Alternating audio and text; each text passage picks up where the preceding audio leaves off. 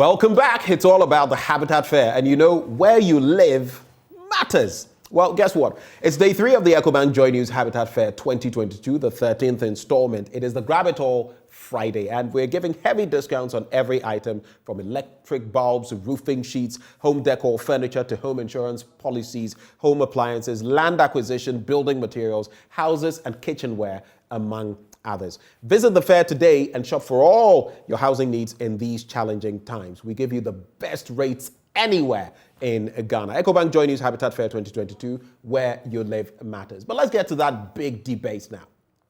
Given an amount of 800,000 Ghana cedis, would you build or buy a standard 3-bedroom house close to town or an executive 5-bedroom house far from the city center? Well, helping us answer that question, Maxwell Agbagba, who is live from the Accra International Conference Center. Join us with your thoughts on these and other issues that we'll be discussing on the show via phone and social media. But for right now, let me bring in my colleague Maxwell Agbagba, who is standing by. Maxwell, a very good morning to you. Before you tell us about what we can expect by way of this question, have you secured a house for me yet?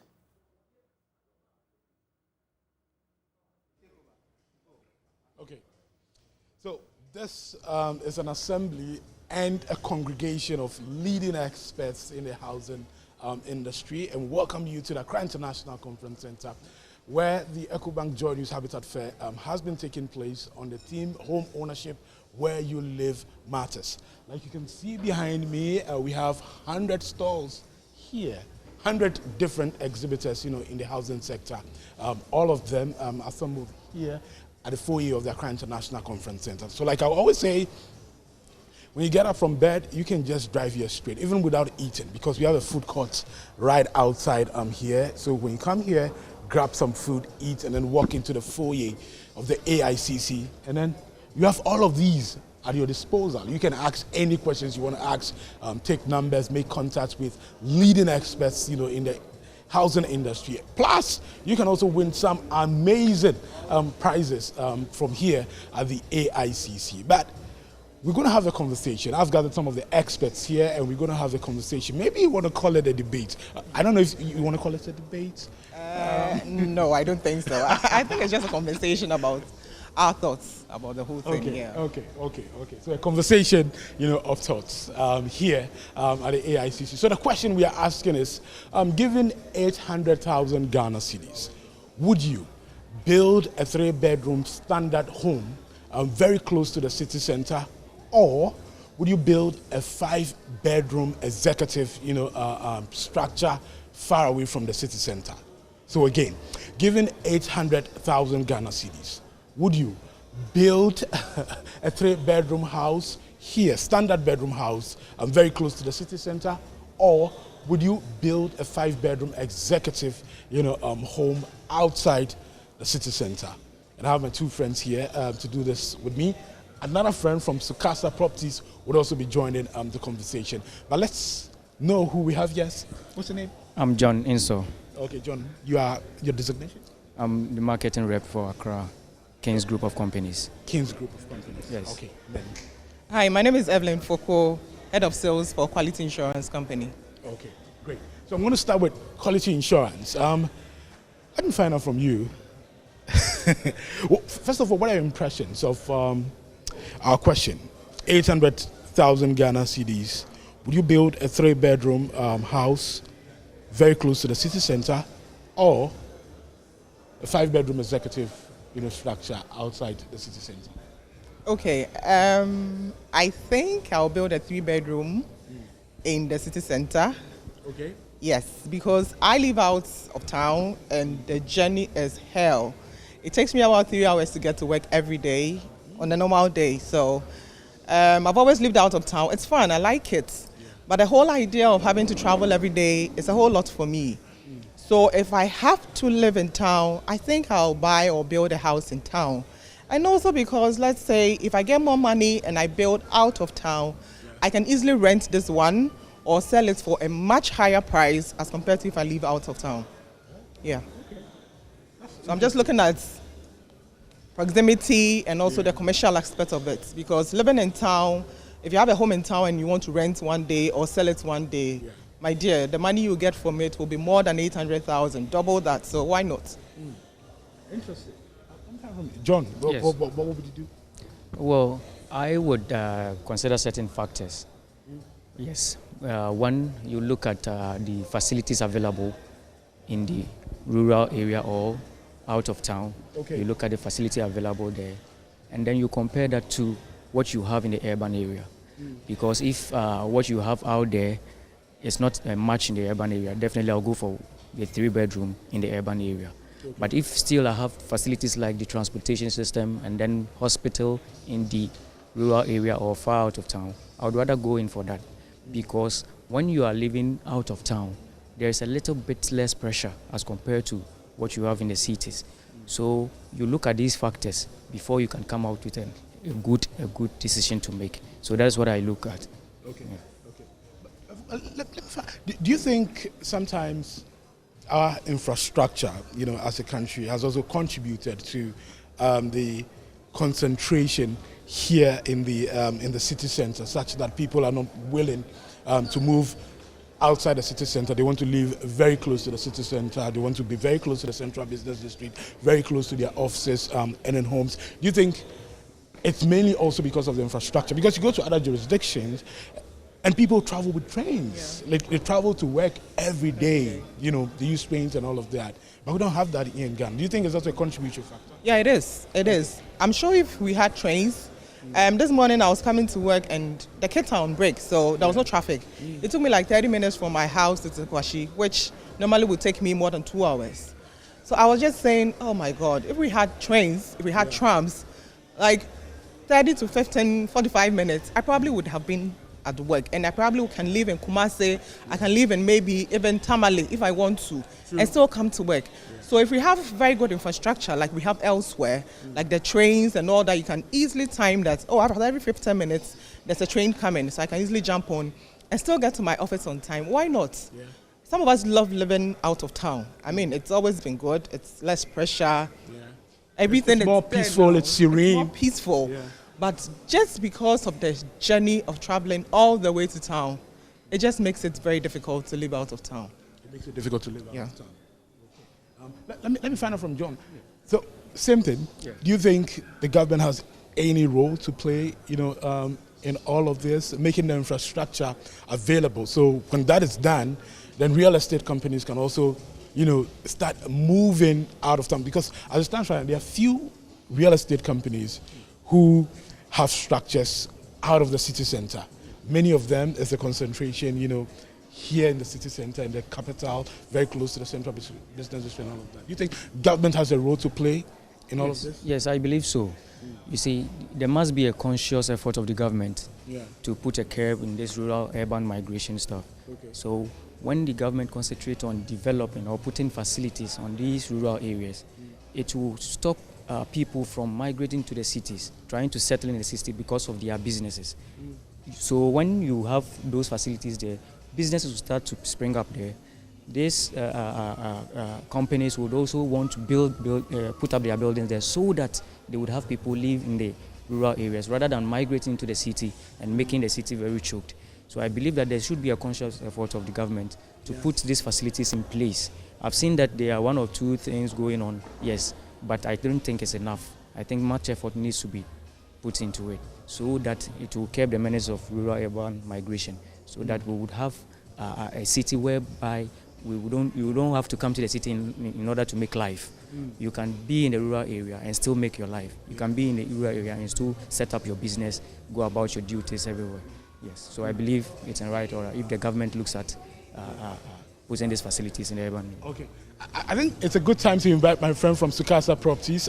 Let's find out from, because they have, come closer. Your name? Daniel. Daniel, last name? Sorry. Yeah. Yeah. You are with, he's a public relations officer for Sukasa Properties. Yeah. Daniel, tell me, what do you consider, real estate company, what do you consider before you cite if you're considering places for the structures, what goes into the consideration, into the location and all? Well, most importantly, you'd like to consider security. Security is very important if you want to really have a lasting place of residence.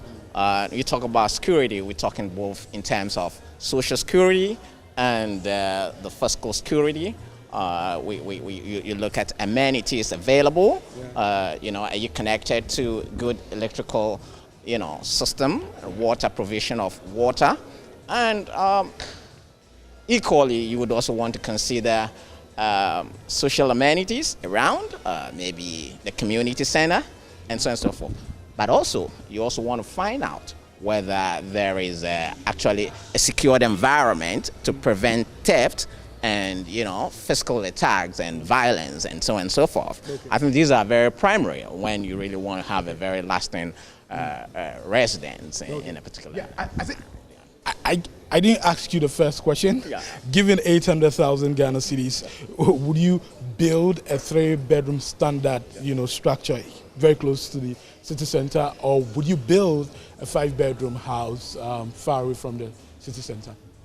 Well, that is tentative, but ceteris paribus, all other things being equal, I would rather site this property in the city rather than in the hinterland. Okay, it looks like all of you are going for the city. I don't know their reasons, but my primary reason would be that.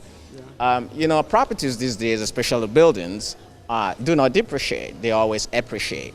And so if I have 800,000 city property in Accra, as compared to putting that in, say, Dunkirk in the eastern region, I would rather say invest that property in Accra.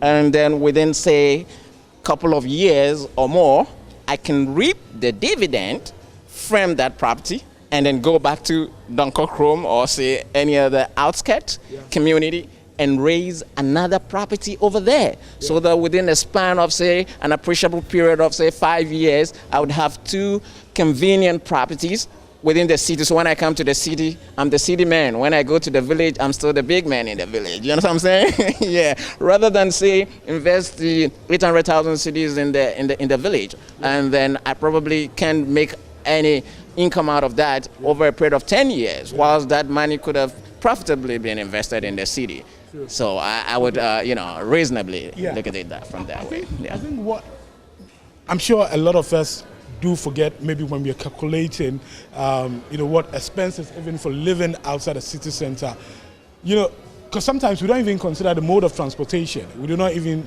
consider how much it's going to cost us to travel outside the city center, or to come to work daily. I think that also is the case. Yeah.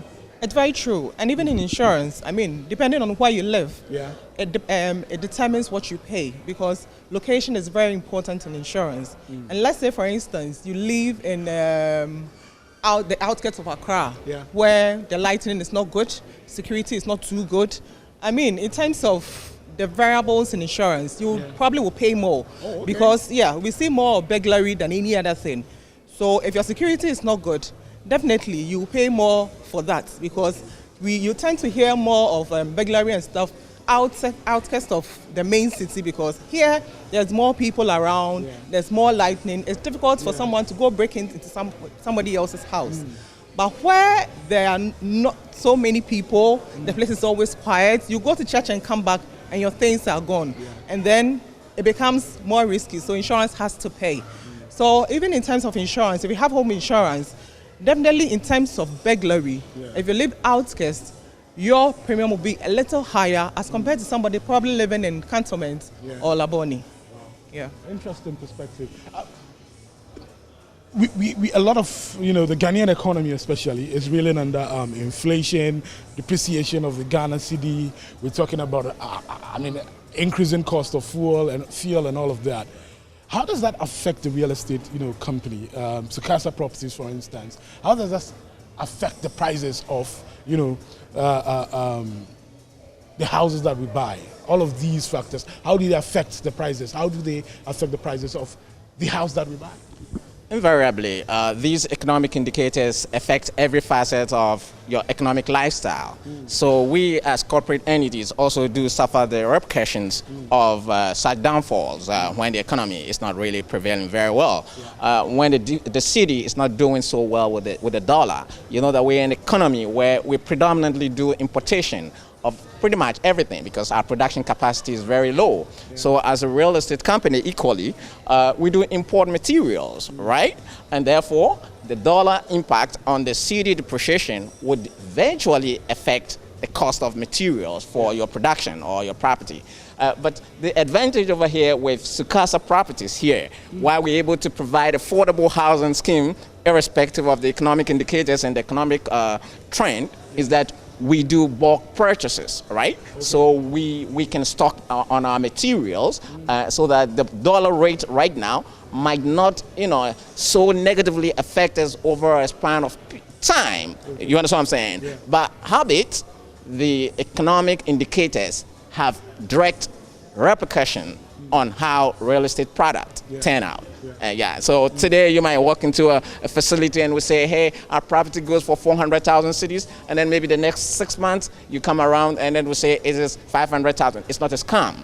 It's the reality on the ground, right? But if we're able to sustain ourselves such that you enjoy such benefit of affordability, like right now, Sukasa Properties, a 2-bedroom facility at East Legon Hills is going for 400,000 Ghana cedis. 400,000? Yeah, people say, how do you do that? This is not true. That is true. A 3-bedroom facility going for 560,000 Ghana cedis. Our 4-bedroom facility equally going for 840,000 Ghana cedis. And these 3-bedroom and 4-bedroom facilities also come with an outhouse, okay? In such a vantage place in town is Legon Hills. People don't understand how we are able to effectively, release our products on the market at such market value. But that's what we do, and that's the reality on the ground because we have economic model that takes into consideration all these economic indicators before they hit us bad. Okay. That's the trick. Okay. Kings Group, same question. There's a lot of talk about the depreciation of the cedi, inflation going up, high cost of fuel, that affects, the prices of building materials and all of that. Exactly. Tell me, how is this affecting Kings Group? And how is it also affecting the potential, homeowner? Is it making it more difficult for people to get new homes? Yes, I would say yes, it's making it difficult for everyone. Okay. We are not left out. But what we have put in place is that we have put in place payment measures, payment terms that will make it easy for you. But at the same time, that will make sure that we are not on the losing side. Okay. Yes, so apart from we engaging in economy of sales in order to make our product less costly, what we also do is that we engage you. That is why we invest a lot in our sales team. Yeah. So we engage you. We don't want you to just walk into our showroom, point at furniture and say, this is what I want. Okay. No, you come into the showroom, you meet one of our sales reps, he takes you through, they find out how much you are willing or able, and then how much you think you can afford for this furniture. And then based on that, we will give you a payment terms. So we don't have a fixed payment term there. Yeah. So people say, oh, what are the payment terms? No, we don't have a fixed payment terms. You come into the showroom, you tell us what you want, then based on what you want and how you think you can be able to pay for it, we design a payment term to suit you so that you wouldn't feel the pain too much, and at the same time we wouldn't be on the losing side. Okay. Yes. Okay. Quality insurance, I'm sure you definitely have some package you're giving to our patrons,